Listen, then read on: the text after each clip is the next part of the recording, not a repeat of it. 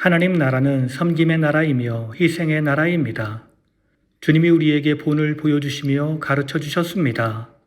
오늘 하루 우리도 주님의 마음을 품고 주님을 섬기고 함께한 모든 사람들을 섬기며 주 안에서 행복한 하루가 되길 기도합니다. 오늘은 시편 70에서 72편을 통독하겠습니다. 70편 다윗 비탄시. 원수에게는 수치를, 주를 찾는 자에게는 기쁨을. 1절. 하나님의 신속한 구원의 탄원. 하나님이여 속히 나를 건지시고 나를 도우소서. 2에서 4절. 원수에게는 수치를, 주를 찾는 자에게는 기쁨을 주소서. 2에서 3절.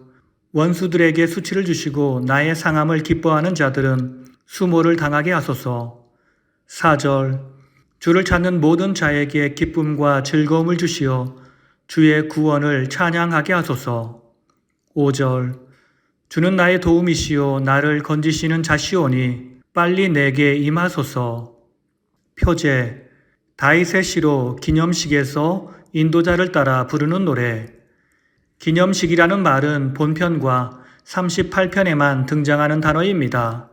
어떤 사람은 기념물이라는 말이 제의적인 의미가 있는 단어이기에 본시가 제의 의식을 위한 용도로 사용되었을 것으로 추정하기도 합니다. 다른 한편으로는 개인적인 고난 속에서 하나님의 구원을 회상하며 한 개인이 간절히 기도하였던 기도시로 보기도 합니다. 71편 작가 미상 비탄시. 과거와 미래를 조망하며 드리는 노년의 구원 간구. 1에서 4절. 여호와께 피하며 올리는 호소. 여호와여 내가 주께 피하오니 내가 영원히 수치를 당하게 하지 마소서. 나의 하나님이여 나를 악인의 손 곧 불의한 자와 흉악한 자의 장중에서 피하게 하소서. 5에서 16절. 과거의 구원 체험에 근거하여 노년인 현재에 올리는 새 구원 간구와 찬양 서원. 5에서 8절. 과거의 구원 체험을 돌아보며 감사함. 내가 모태에서부터 주를 의지하였으며 나의 어머니의 배에서부터 주께서 나를 택하셨사오니 나는 항상 주를 찬송하리이다. 9에서 13절. 노년에 이른 현재에 닥친 위기로부터 구원을 간구함. 내 원수들이 나를 조롱하여 이르기를 하나님이 그를 버리셨은즉 건질 자가 없다 합니다. 하나님이여 나를 멀리하지 마소서. 나의 하나님이여 속히 나를 도우소서. 14에서 16절. 여호와의 구원에 대한 소망에서 우러나온 현재의 새로운 찬양 서원. 나는 항상 소망을 품고 주를 더욱더욱 찬송하리이다. 내가 주 여호와의 능하신 행적을 가지고 오겠사오며 주의 공의만 전하겠나이다. 17에서 24절. 미래의 영원한 보존과 구원에 대한 간구와 찬양 서원. 17에서 18절.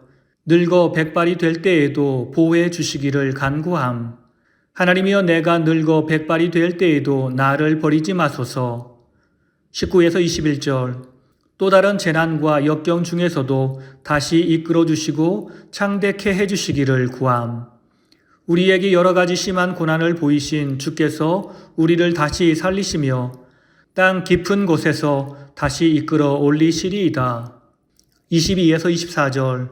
여호와의 구원에 대한 확신에서 우러나온 미래의 영원한 찬양 서원. 내가 주를 찬양할 때에 나의 입술이 기뻐 외치며 주께서 속량하신 내 영혼이 즐거워하리이다. 나의 혀도 종일토록 주의 의를 작은 소리로 읊조리오리다. 본시는 다윗의 시편으로 추정됩니다. 그때는 아마 그의 아들인 압살롬이나 아도니아의 반역대를 배경으로 한 것으로 보입니다. 구약 성경 헬라어 역본인 70인역 성경에서 본시의 첫 번째 포로되어 갔던 요나답의 자손들에 의해 불려진 다윗의 노래라는 표제를 붙이고 있다는 사실은 이 견해의 신빙성을 더해줍니다. 72편 솔로몬 메시아 예언시. 의를 따라 평강을 임하게 할 하나님의 한 왕에 대한 예언 노래. 1에서 7절. 한 왕 곧 왕의 아들을 위한 축원과 그의 의로운 통치에 의한 평강의 도래 예언. 하나님이여 주의 판단력을 왕에게 주시고 주의 공의를 왕의 아들에게 주소서. 그의 날에 의인이 흥왕하여 평강의 풍성함이 달이 다할 때까지 이르리로다. 8에서 11절. 하나님이 세우실 한 왕의 범세계적 통치 예언. 모든 왕이 그의 앞에 부복하며 모든 민족이 다 그를 섬기리로다. 12에서 17절. 하나님이 세우실 한 왕의 선정과 그에 대한 온 세상의 칭송 예언. 그는 가난한 자와 궁핍한 자를 불쌍히 여기며 궁핍한 자의 생명을 구원하리라. 그의 이름이 영구하며 그의 이름이 해와 같이 장구하리로다. 18에서 19절. 제2권 종결 송영. 그 영화로운 이름을 영원히 찬송할지어다. 온 땅에 그의 영광이 충만할지어다. 아멘, 아멘. 이새의 아들 다윗의 기도가 끝나니라. 본 시의 표제에는 분명 솔로몬의 시로 기록되어 있습니다. 그런데 그 시의 마지막은 이새의 아들 다윗의 기도가 끝나니라로 마칩니다. 그래서 사람들은 이 시가 솔로몬의 시인지 아니면 다윗의 시인지 헛갈려 하고 있습니다. 그런데 이 시는 솔로몬의 시인데 마지막 부분은 시편 제2권을 종결짓기 위해서 편집자가 삽입한 것으로 학자들은 보고 있습니다. 오늘 말씀을 통해 주시는 교훈은 첫째로 예수 그리스도는 모든 사람으로부터 섬김을 받으시기에 합당한 왕이십니다. 시편 72편을 기록한 시인은 7절에서 한 왕 메시아가 다스리는 나라의 영속성에 대하여 말하고 8에서 11절에서는 온 세상의 왕들이 그 왕에게 엎드림으로 열방이 그를 섬기게 될 것이라고 했습니다. 그런데 12에서 14절에서는 2에서 4절에 이어 다시 한번 하나님이 세우실 한 왕의 의로운 통치에 대하여 반복적으로 말합니다. 이것은 12에서 14절이 8에서 11절에 대한 원인이 됨을 보여줍니다. 즉 만왕이 한 왕 곧 메시아 앞에 엎드리며 열방이 다 그를 섬기는 결과가 나오게 된 것은 메시아가 의로운 통치를 하시기 때문이라는 뜻입니다. 그렇습니다. 우리 주님이 다스리는 그 나라는 의의 나라가 될 것이며 그 안에서 모든 백성은 행복하고 즐겁게 살게 될 것입니다. 그렇습니다. 모든 왕과 모든 백성은 그런 주님 앞에 경배하며 그의 말씀에 순종하고 그분만 섬기며 살게 될 것입니다.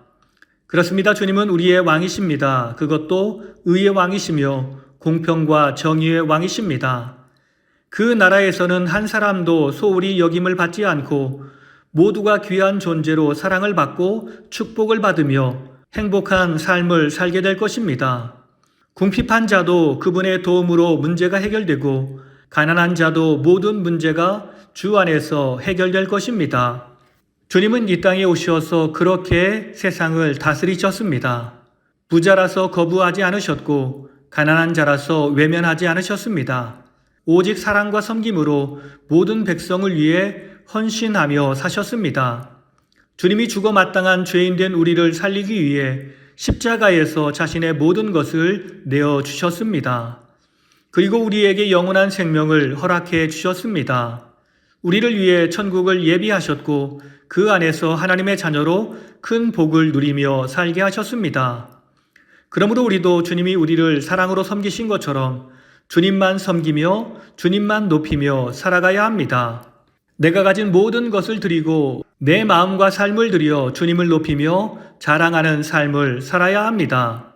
오늘 이 하루 주님이 우리를 위해 자신의 모든 것을 내어주신 귀한 사랑을 베푸신 것을 기억하며 우리도 주님을 위해 모든 것을 드려 헌신하고 주님만 섬기며 주님만 높이고 모든 사람에게 주의 이름을 전하는 복된 하루가 되길 예수님의 이름으로 축원합니다. 다 함께 기도하시겠습니다. 하나님의 나라는 희생의 나라이며 하나님의 나라는 섬김의 나라입니다. 그 희생과 섬김으로 주님이 우리에게 행복을 주셨고 기쁨을 주셨습니다. 우리가 그 은혜와 사랑과 섬김을 잊지 않게 하시고 우리도 주님을 위해 희생하게 하시고 주님을 우리의 왕으로 섬기며 그분의 말씀에만 복종하며 사는 삶을 살게 하옵소서. 주님이 우리에게 본을 보이신 것처럼 믿음의 동역자들을 향해서 그리고 세상 사람을 향해서 사랑과 섬김으로 살아감으로 모든 사람이 주의 영광과 살아계심을 볼 수 있도록 주여 우리의 삶을 붙들어 주시고 이끌어 주시옵소서. 우리의 유일한 왕이신 예수님의 이름으로 기도드립니다. 아멘.